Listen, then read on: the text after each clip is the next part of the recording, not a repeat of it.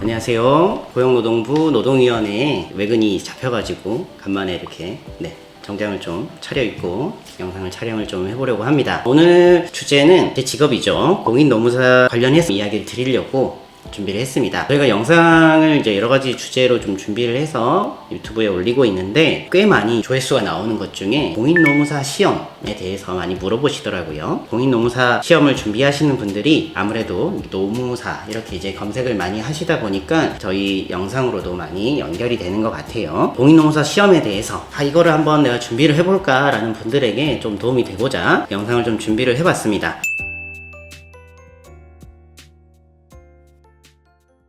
시험 준비에 대해서 조금 많이 알아보신 분들은 이 내용이 좀 부족할 수는 있을 거예요. 공인노무사 시험 나 한번 해볼까? 라는 생각을 처음 해보신 분에게 적절한 영상이지 않을까 생각을 합니다. 그래서 시험 관련해서 많이 물어보시는 3가지 정도 주제로 나눠가지고 한번 오늘 살펴보려고 합니다. 첫 번째 주제는 바로 이 자격 요건을 확인하는 부분입니다. 모든 시험을 여러분들 준비하실 때는 자격 요건을 봐야겠죠. 내가 볼 수 있는 시험인지를 체크를 해보셔야 되는데, 일단 공인노무사 시험 같은 경우는 자격 요건이 사실상 없다고 보시는 게 맞습니다. 학력이나 전공에 대한 제한이 없습니다. 일부 기사 시험이나 이런 거는 전공 제한들이 있는데요. 공인노무사 시험은 그런 것들이 없습니다. 금고 이상의 형을 선고받고 집행유예인자 이런 경우만 아니면 되는데, 이런 사유는 사실 모든 웬만한 시험들이 다 안 돼요. 그래서 여러 가지 시험들을 준비하시는 분들이라면 공인노무사 시험 다 보실 수 있습니다. 법학이나 경영학과 분들이 많이 응시하는 건 맞아요. 전공 중에서 공인노무사 시험이 법학이나 인사노무관리 이런 부분들이 좀 들어가 있다 보니까 이쪽 전공자분들에게 유리한 과목들은 있는데, 시험 내용과 학교에서 배우는 내용이 다 똑같지는 않다 보니까 유리하다라는 것으로 말씀드릴 수는 있지만은 전공 때문에 나는 안 될 것 같아 이렇게 생각하실 필요는 없습니다. 그래서 실제로 이제 노무사 일을 하시는 분들 중에 법학, 경영 외에 굉장히 많습니다. 저도 공대 나왔지 않습니까? 제 주변에도 법학이나 경영 전공 안 하신 분들이 훨씬 더 많아요. 그래서 전공 제한도 없다라는 점, 내가 이 시험 한번 해보겠다 라고 한다면 누구나 다 할 수 있는 열려있는 시험이다 라는 점 아시면 좋을 것 같습니다. 그러면 본격적으로 두 번째 내용 알아보려고 하는데요. 우리가 시험 준비를 해야 될 때 꼭 알아야 될 거, 시험 과목이겠죠. 무슨 시험을 보는지, 어떤 과목을 보는지를 알아야지만 내가 이 시험을 할지 말지가 결정이 될 것 같은데, 공인노무사 시험은 총 3차로 진행이 됩니다. 관련된 정보는 사실 큐넷에 들어가 보시면은 시험 공고나 과목에 대한 소개나 이런 것들이 더 자세하게 나와 있어서 아실 수 있을 거예요. 제가 오늘 말씀드리는 것도 큐넷에 모두 다 나와 있는 내용입니다. 1차 시험 객관식, 2차 시험은 서술형, 그리고 3차 시험은 면접, 이렇게 진행됩니다. 객관식 시험 1차 같은 경우는 절대평가입니다. 평균 60점 넘으면 누구나 다 합격하는 방식이고요. 2차 시험은 300명이라는 최소 수치가 있긴 한데 평균 60점을 넘으면 합격하는데, 대부분 정해져 있는 인원이 합격하는 경우가 많이 있습니다. 3차는 대부분 다 합격을 하는 시험이고요. 자세히 한번 알아보겠습니다. 1차 시험은 총 5과목을 봅니다. 영어는 그냥 자격으로 몇 점 이상이면 통과가 되고요. 총 5과목, 40문제씩. 많죠. 200문제나 풀어야 됩니다. 총 200문제를 푸셔가지고 평균 60점이 넘으면 합격. 40문제니까 60%를 계산해보면 24문제죠. 한 과목당 평균적으로 24개 이상 맞으시면 됩니다. 꽈락이라는 제도가 있어서 40점 이상을 받으셔야 되기 때문에 한 과목당 16개는 맞춰야 됩니다. 과목을 보시면은 노동법 1, 2, 그리고 민법, 사회보험법, 경제학 원론이나 경영학 원론 중에 선택 과목, 이렇게 총 5과목인데요. 앞으로 이제 이 공인노무사 시험은 이렇게 많이 분류를 합니다. 노동법 1 같은 경우는 개별 근로관계를 규율하는 법률이라고 해서 근로기준법, 파견법, 기간제법 이런 것들이 있고요. 노동법 2 같은 경우는 집단적 노사관계라고 해서 노동조합법, 공무원 노조법, 교원 노조법, 노동위원회법 이런 것들이 포함됩니다. 그래서 노동법 1, 2에서 보통 많이 점수를 획득하려고 노력을 많이 하시고요. 조금 어려운 시험이 사회보험법. 내용이 어렵다기보다는 암기할 게 많습니다. 고용보험법, 산재보험법 이런 것들의 숫자가 굉장히 많아요. 이런 것들이 암기하기가 어렵다 보니까 전략 과목으로 많이 삼지는 않으십니다. 경영학과 경제학 같은 경우는 전공이나 내가 좀 친숙한 과목으로 많이 하는데 경영학을 훨씬 더 많이 선택을 하고 있습니다.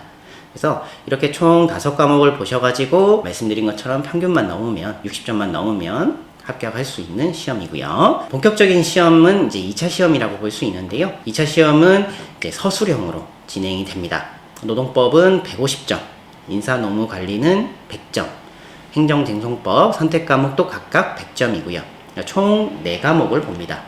그래서 서술형을 한참 하다 보니까 이틀 동안 시험을 봐요. 2과목씩. 그래서 시험을 다 끝나고 나면 팔에 힘이 없을 정도로 하루 종일 글을 써야 됩니다. 일부 시험들은 이제 요즘은 타이핑으로 많이 바뀌었다고 하지만 공인노무사 시험은 여전히 손으로 답안을 작성을 해야 됩니다. 한 과목당 뭐 많게는 한 10장 정도의 답안을 써야 되기 때문에 고민할 시간이 없습니다. 보자마자 바로 목차 작성을 하시고 바로바로 사례풀이를 해야 되는 건데요. 서술형이기 때문에 어떤 케이스를 주고요.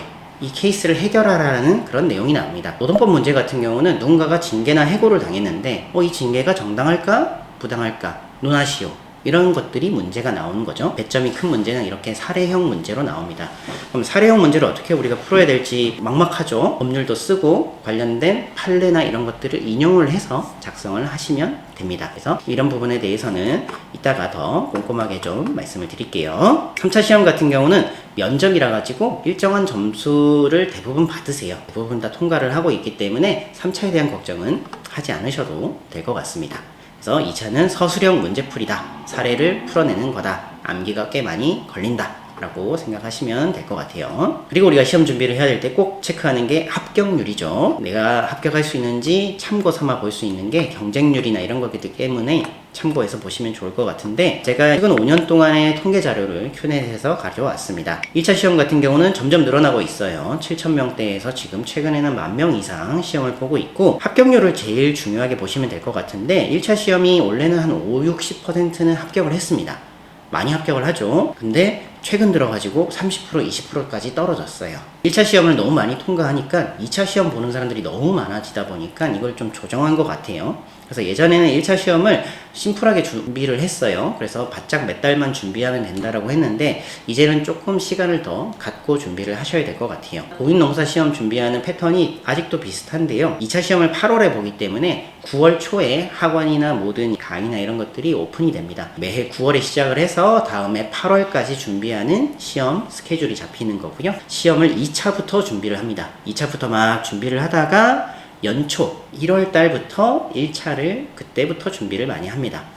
5월에 1차 시험이 있기 때문이죠. 2차 시험을 막 준비를 하다가 1월 달부터 1차를 준비해서 5월에 합격을 하시고 남은 2~3개월 동안 다시 2차를 준비해서 2차 시험에 응시하는 게 가장 기본적인 시험 스케줄이라 할 수 있고, 이 해에 내가 2차를 불합격했다 하더라도 이듬해는 1차가 면제가 되니까 2차 시험만 보시면 되겠죠. 그래서 1차 시험은 한 요즘에는 20~30%의 합격률, 2차 시험 같은 경우는 10%가 안 될 때가 많습니다. 응시자에 비해서 한 300명에서 한 350명 정도 선발을 하기 때문에 경쟁률이 좀 있기는 합니다. 3차 같은 경우는 최근 5년 동안 딱 2명 떨어졌더라고요. 이렇게 떨어지고 나면 이듬해에는 면접만 보면 되기 때문에 크게 걱정하지는 않으셔도 됩니다. 제가 이렇게 합격률을 말씀드리다 보니까 이거 너무 어렵다 생각하실 수 있는데, 이런 합격률이나 경쟁률은 늘 참고 삼아서 보시면 되죠. 나와의 싸움이기 때문에 수치만 보시는 것보다는 이런 식으로 문제가 출제가 되고 이 정도의 난도다,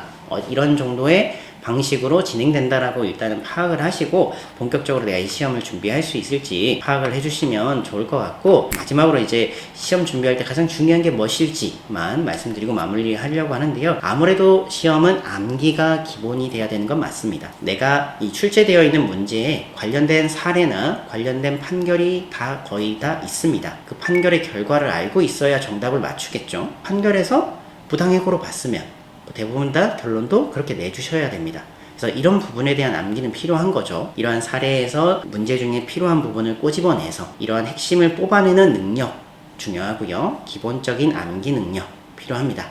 그리고 간혹 법률을 다 외워야 되냐라고 물어보시는 분들도 있는데 그렇진 않아요. 법전을 줍니다. 법전으로 법을 찾아내는 능력만 있으시면 되고, 기본적인 암기 능력과 핵심을 뽑아내고 이것을 논리적으로 누구한테 설명해주는 능력만 있으면 준비할 수 있는 시험이라는 점 아시면 좋을 것 같고, 제가 기본적인 수험에 대해서만 좀 말씀드려서 보시고 나서 더 궁금하신 거 있으실 것 같은데요. 그런 분들이 있으면 언제든지 댓글 주시면 제가 답변 드리도록 하고, 다들 좋은 결과가 있었으면 하는 마음에서 준비한 영상이니까 도움이 됐으면 좋겠습니다.